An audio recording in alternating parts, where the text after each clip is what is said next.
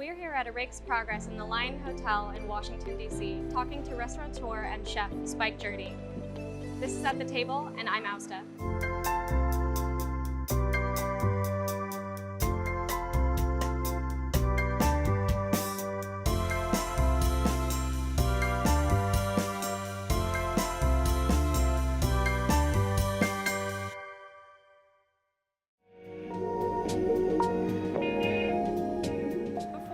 Into talking about a Rake's Progress, tell me just a little bit about yourself and where you draw your inspiration from. You know, I was warned you were going to ask me that, and I still don't have a good answer, but I draw inspiration from a lot of places. You know, Rake's Progress was named after a painting, and so art is definitely an inspiration for me.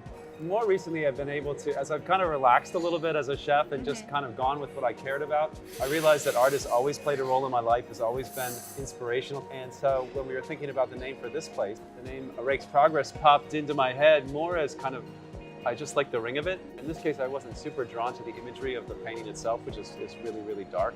And then, as we talked about it more, this notion of progress. In the case of a Rake's Progress, the painting, it's really an ironic sense of progress. And we're very engaged with kind of where food is headed in a lot of ways, how we eat and where that's going. And so the notion of progress, the idea of progress kind of embedded itself in the way we were thinking about what ended up happening here in the restaurant.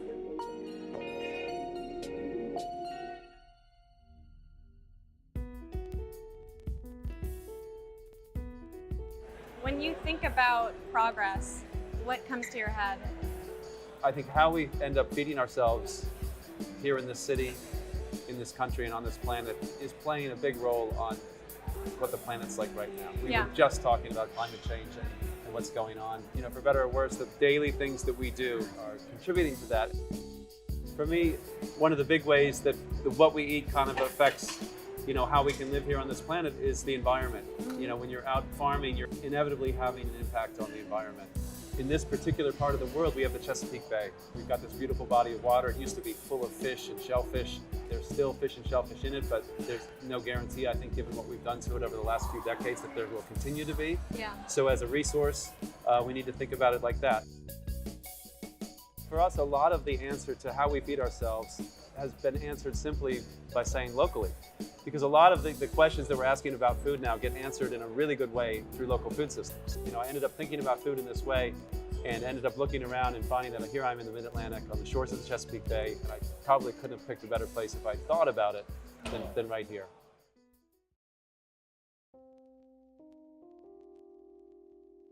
What made you decide to bring your first restaurant to DC, and why in the Lion Hotel?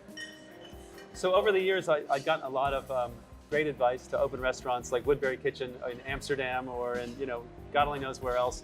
And given the way that we source and our connection to growers into this place, that would have been next to impossible. And DC was a city that I've always been fascinated by and inspired by, a little bit intimidated by.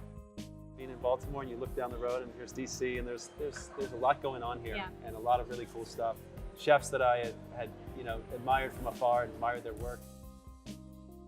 So we were just cruising along at Woodbury in Baltimore, and this company that was developing and going to open this hotel came up and just had dinner with us one night. It was just as simple as that, sitting around and them basically saying, like, we like what you guys got going on here. Would you consider doing this in DC? And it just so happens that DC is really the one city that would make sense. It's near the Chesapeake Bay, which is important to me. That's where our fish and shellfish comes from. So to translate, without trying to meet all new farmers and try to understand a new region, DC was an obvious choice. And then when we saw the building and saw the space, we came down here and it took us about 2 seconds to agree to do it.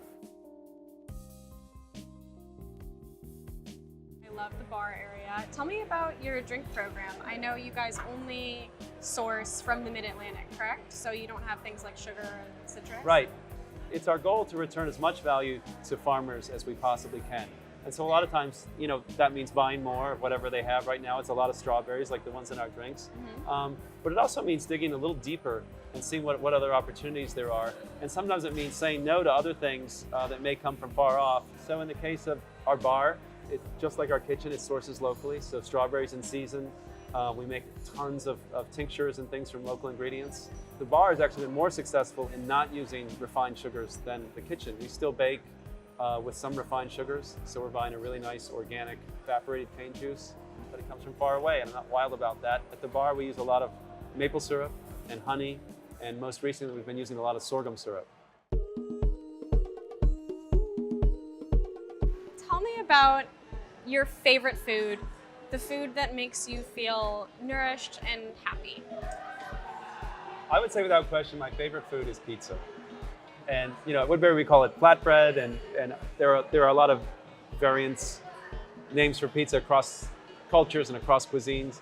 What I love about it is, A, it's bread, and B, it can be almost anything on top. And then I think on top of that, my kids will eat it, so that's a win. And then on top of that, I think most importantly, it's shared. What other meal do you invariably kind of share? Break bread, however you want to think of it. I love that we make pizza in various forms with locally grown and milled grains, which is huge for us. I mean, we have some amazing pizza here in DC. So you were talking about pizza here in DC and how we have this amazing pizza. What else do you think about the Washington, DC food scene, and how do you think it mainly differs from Baltimore? I love the fact that we're in two cities, actually. I mean, for me, I get to be in DC and try things here, and then I get to go back to Baltimore and continue to be challenged and engaged in a way that is unique to that city. We source locally. It's not farm to table. This is local sourcing like you've probably never seen it. And we think there's really good reason to do it. We think we end up with delicious food. We think our guests love it, and hopefully you'll be good with it. And they've been amazing so far. The community of chefs here, and the ones that like I said earlier, had admired from afar, but have now gotten to know, and now I feel like I'm part of that community, are amazing. And there are chefs here that I feel very close to, and I feel very supported by. We've done events in different restaurants, and there's just an incredible community here that I'm very proud to be a part of their conversation, and hopefully adding to that conversation, because that's really a lot of what it's about for us is this conversation about food. And I found chefs who are incredibly talented, but also I'm learning from as well, which is a really, really great feeling. Well, cheers to learning, and cheers to you. Thank you. Thanks for coming in. Of course.